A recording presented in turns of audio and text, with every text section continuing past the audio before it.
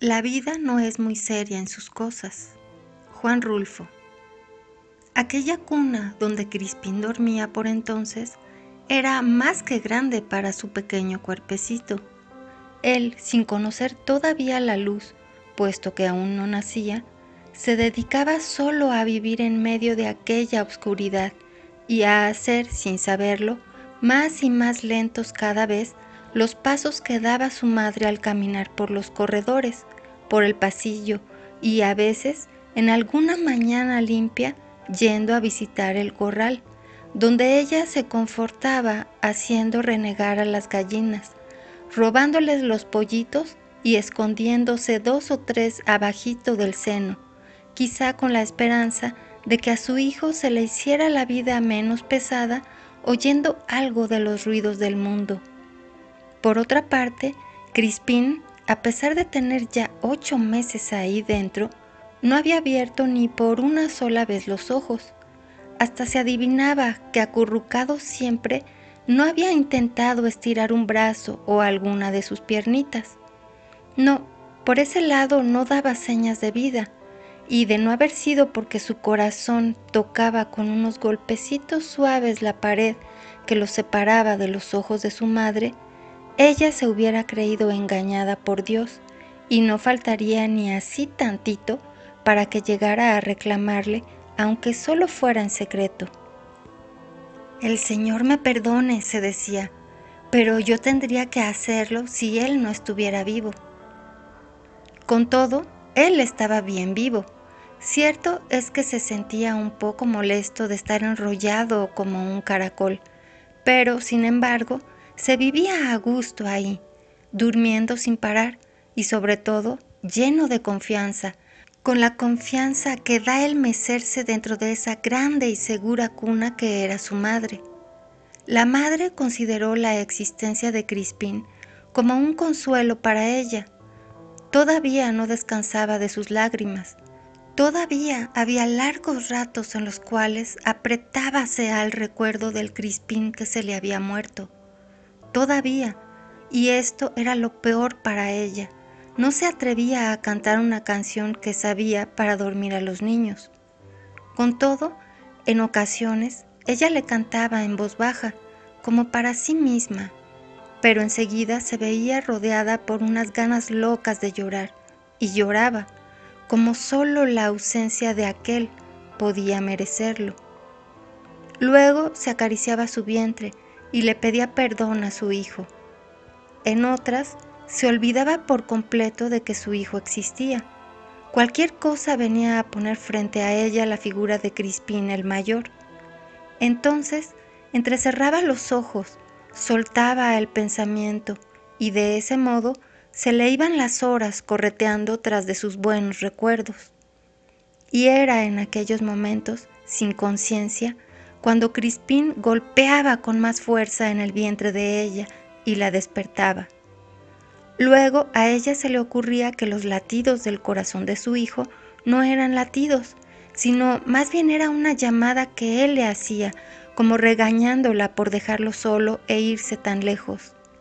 Y se ponía enseguida a conseguir un montón de reproches que se daba a sí misma, no parando de hacerlo hasta sentirse tranquila y sin miedo.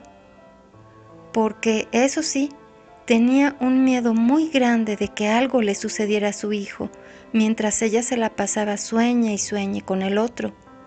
Y no le cabía en la cabeza sino desesperarse al no poder saber nada.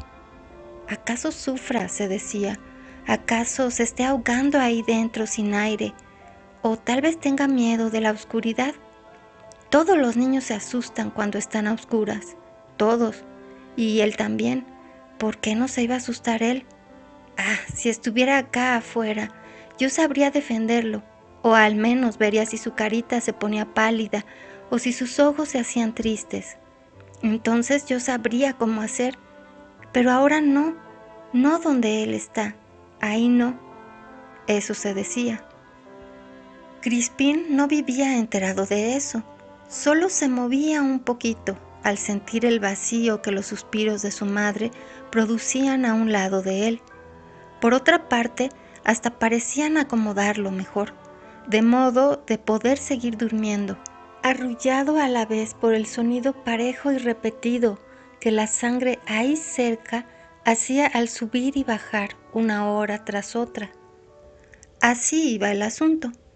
Ella, fuera de sus ratos malos, se sentía encariñada a los días que vendrían, y era para azorarse verla hacer los gestos de alegría que todas las madres aprenden tantito antes para estar prevenidas, y el modo de cuidar sus manos alisándoselas con el fin de no lastimar mucho aquella carne casi quebradiza que pasearía hecha un nudo sobre sus brazos.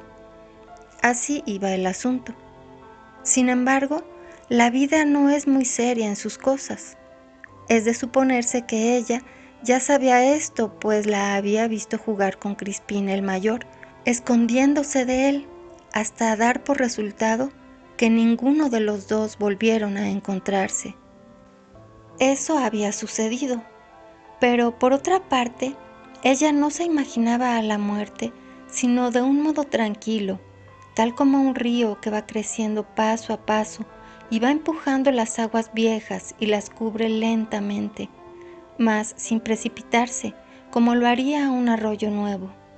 Así se imaginaba ella a la muerte, porque más de una vez la vio acercarse, la vio también en Crispín su esposo, y aunque al principio no le fue posible reconocerla, al fin y al cabo, cuando notó que todo en él se maltrataba, no dudó que ella era.